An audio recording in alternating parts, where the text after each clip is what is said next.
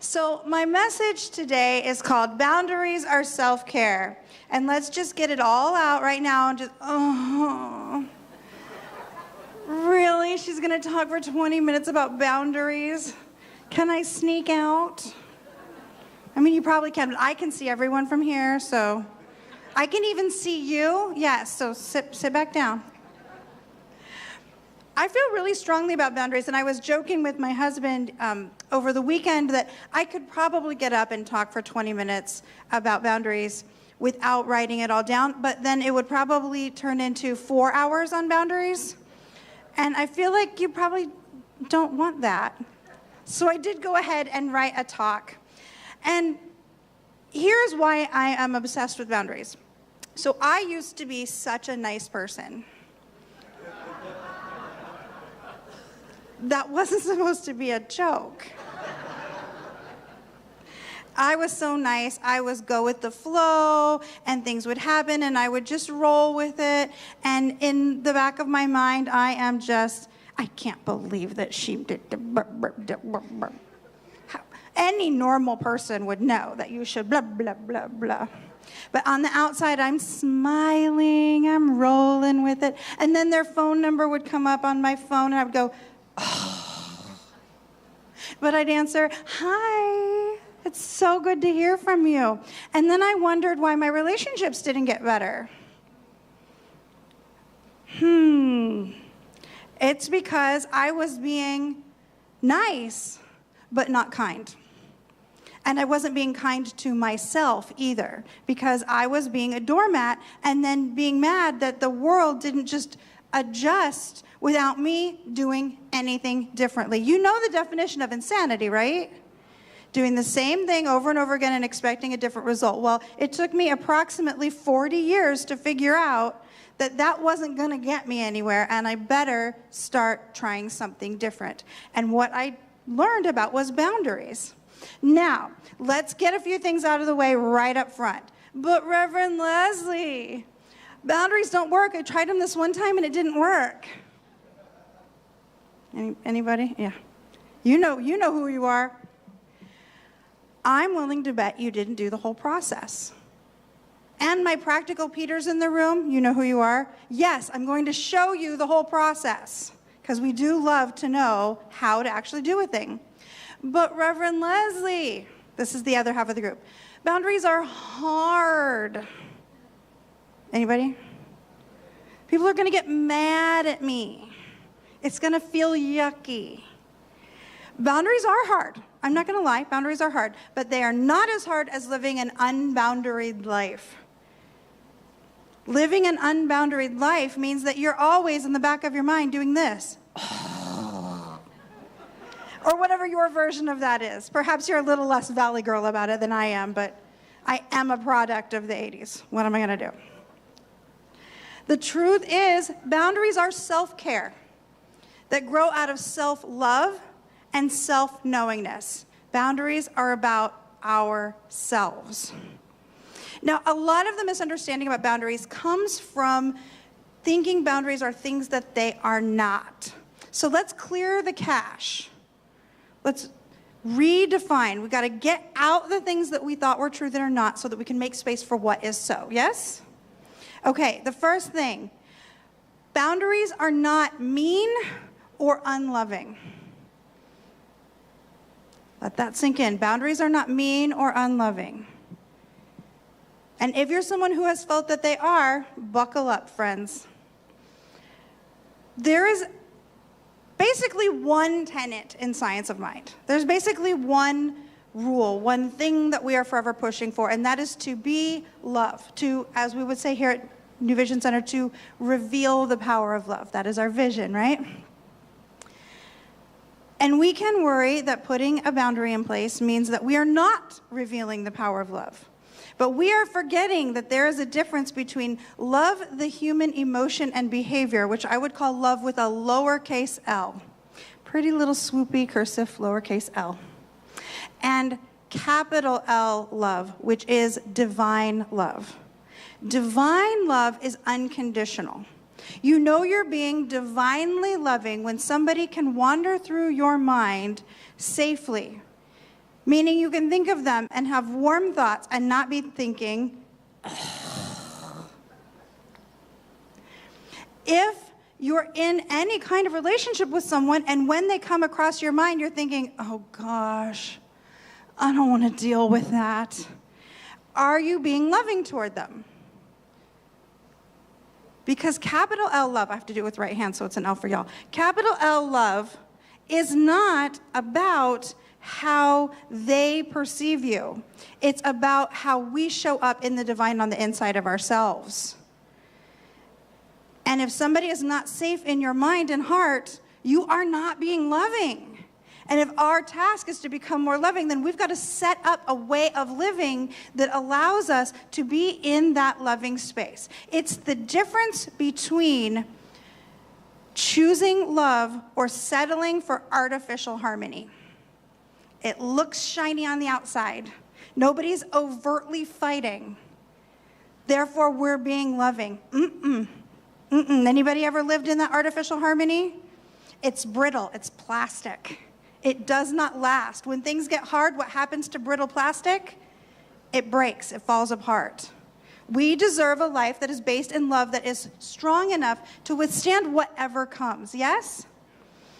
Healthy boundaries make that possible. And here's the deal.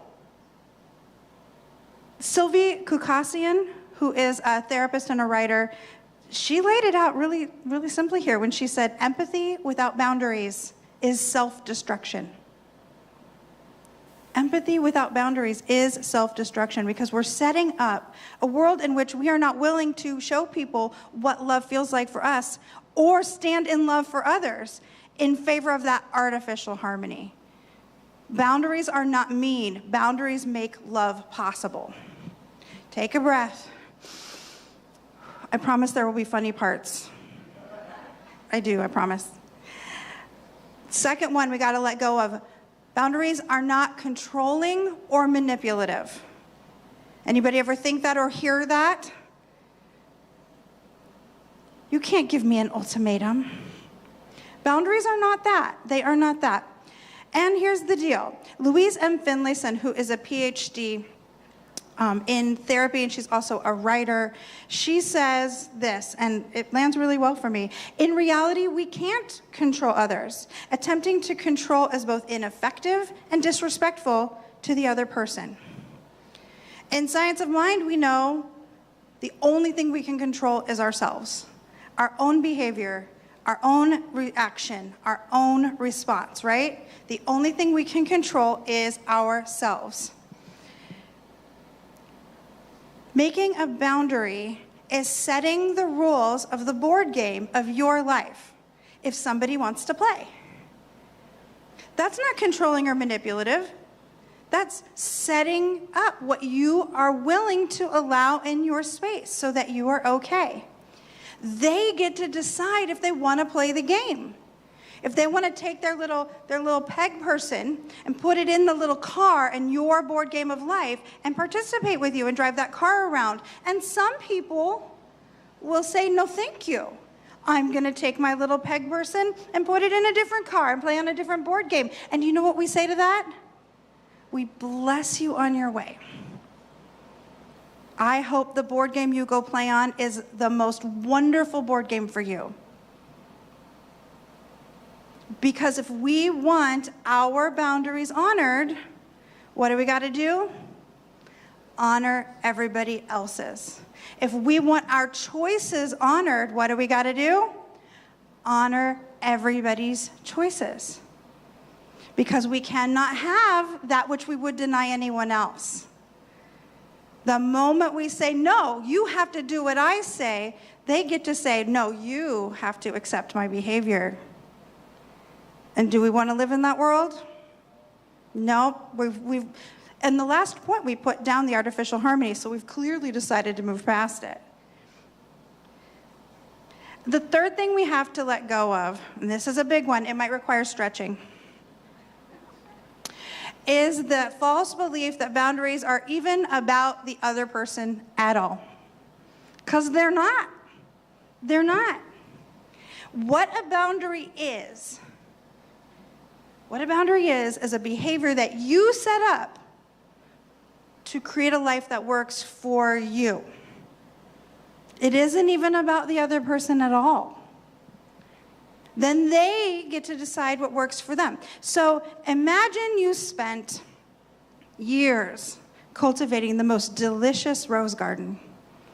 And you've brought in cultivars from all over the world, and you have rare ones. You have the Princess Diana rose that only like 5 people have in the world. And you spend so much time and love growing these special roses, and your yard is your sanctuary, and you just love it so much, and it's so precious. And there are bunnies in your neighborhood. Hungry, little, adorable, rose-eating bunnies. Do you choose to sit every day in your garden and go, "Get away from my garden, bunnies. Get away from my roses"? And then start a Facebook page, or we're sophisticated, an Instagram page about the hateful bunnies in your garden. And at night you pray, "Please God, kill the bunnies." Or at least cause them to move very far away from my neighborhood. Kill them in a way that cannot be tracked to me. This is reasonable behavior, yes? No. What do? We put up a fence. A really cute one that looks nice with our roses so that the bunnies can't get in. Anything less than that is crazy behavior, right? And crazy making behavior. Imagine those bunnies. They must have meetings. The lady at the rose store is nuts. It's open to the public. And we go in and she gets crazy. It's about us. It's about the choices we make to build a life that works for us. All right, my engineers in the room, my math people, this is for you. When I was thinking about how do I explain how to set boundaries in a way that is memorable and really sticks and doesn't leave any parts out, I thought, as anyone would, algebra. It's the only reasonable way to go forward. Now, it's very simple algebra, Robert, so don't get too excited back there. That's because boundaries has 5 steps, and it has a formula. And if we leave out any of the 5 steps, if we don't do the formula, guess what? It doesn't work. So all those times I set a boundary and it didn't work, I am willing to bet so much money that one of these steps got left out. So here's what it looks like. First, you got to figure out what you want to experience. A garden that does not have eaten roses. A relationship where this person doesn't bring up my body image, or my weight, or my clothes, or my college status, or my relationship. I don't want to argue about pride being an acceptable way to spend June, because it obviously is. Right, friends? We all have things that we would like to experience, and then there is obviously something that can get in the way of that experience. So the thing we wish to experience is X. And the thing that gets in the way or interferes is Y. How is this for the beautiful beginning of a formula? When X happens, it interferes with Y. When my friend points out that I had dessert yesterday and maybe I shouldn't have dessert with every meal, it interferes with my enjoyment of my creme brulee. And I really like creme brulee.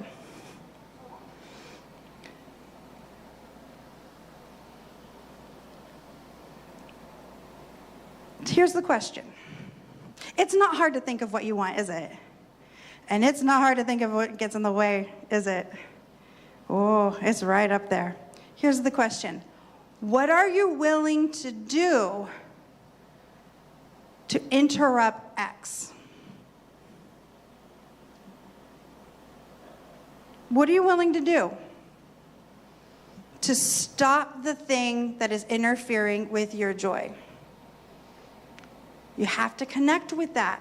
Because the rest of the formula is, if you do X, if you do the thing that causes me distress, I will do Z. The response that changes it. If you hop into my garden and eat my roses, I will put up a fence. You notice I didn't say, if you hop into my garden and eat my roses, I will scream about it to everybody that isn't you for days. Because that doesn't actually stop it from happening, right? I didn't say, I will go to my yard and I will yell at the bunnies, don't you dare eat my roses. Because does that actually stop a bunny from eating roses? No. People want to do the first part of that formula. I don't want you to do X. I won't let you talk to me like that. I don't want to talk about politics at the kitchen table.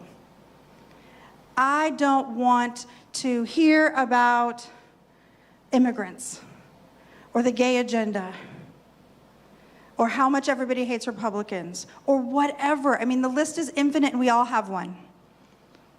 But saying to somebody, I won't let you do that, and then walking away is not setting a boundary. The boundary is the second half. I will do blank. I will leave the dinner. I will stop inviting you to the family event if you keep starting arguments. I will not talk to you on the phone any longer if you bring this up. It's the second part that is the boundary, and that's the part we leave off. Why? Because it's hard. Because it's hard. I get it. I really do. All right, there are two more steps. After you come up with your formula, it's a lovely little formula, isn't it? You'll remember it forever. Then you got to tell the person about the formula, because it doesn't work in your head. You do have to say, hey, it's uncomfortable to me when you do X. If it happens again, I'm going to do Z. That's step 4. Step 5, you have to do step Z every time. But Reverend Lezli, they get mad at me. Yep, they're gonna. Why? You changed the rules. Everybody gets mad. You get mad when they change the rules, right? Until you're not anymore. So, much like algebra is the way to describe this process, the way to understand how to do step Z is understanding Coke machines. Of course, it's only logical. So join me in your mind as we go to the Coke machine. And you put in your dollar, because it's not cha-ching, cha-ching anymore, it's and you push the button of your preferred beverage and ching, ching, ching, ching, ching, ching, it gets stuck. Oh, we hate that, don't we? But we're thirsty, and it's kind of hot. So what do? We've got another dollar, so we put another dollar in the Coke machine.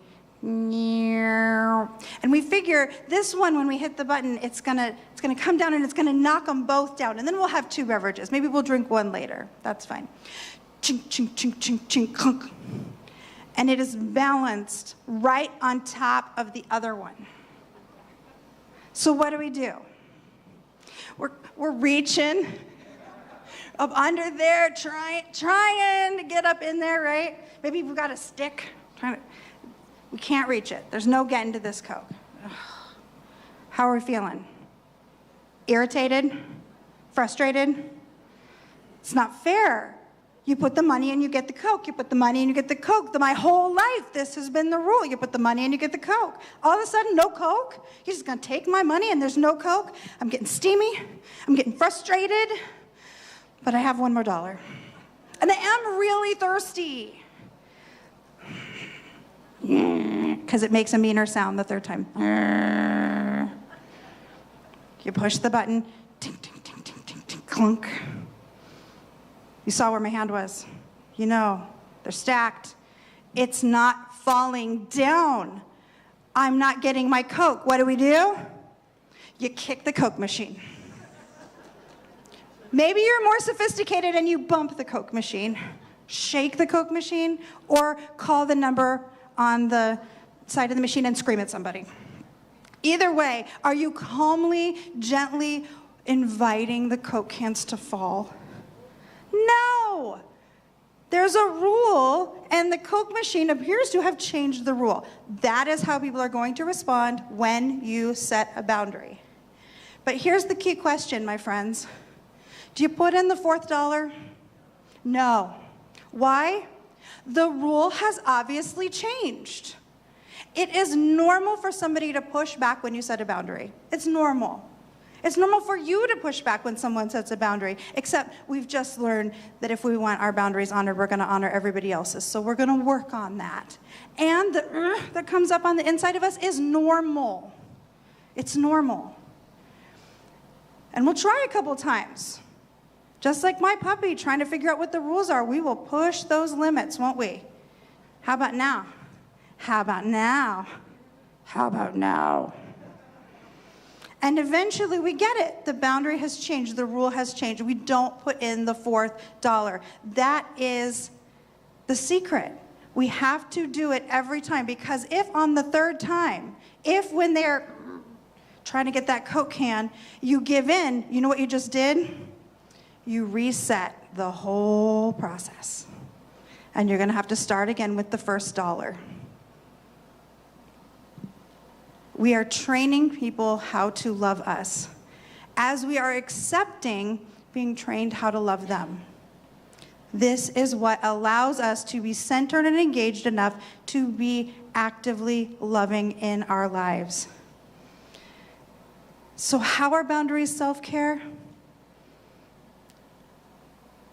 When you put thought into what you actually need, which is a self-care action, and you figure out what's getting in the way of what you actually need, which is a self-care action, and you put those boundaries in place and invite the people in your life to be more loving toward you, which is a self-care action, you get a life that works better for you so that you can work better for the world and be in that more loving place. It is the most science of mind thing I can possibly think of, to walk in the world more peaceful, more prayerful, more lovingly. And isn't that what we're here for? So my invitation this week is to put this formula into use. Pick one thing in your life that isn't going the way you would like. Put this formula into play and see how your life shifts.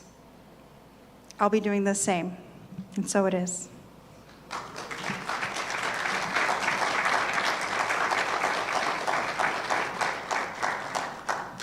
The only people who get upset about you having boundaries are the ones who are benefiting from you having none. And so we are going to drop this into some prayer together as we remember that there is this infinite presence that is life itself. It is wholeness, it is beauty, it is power, it is grace.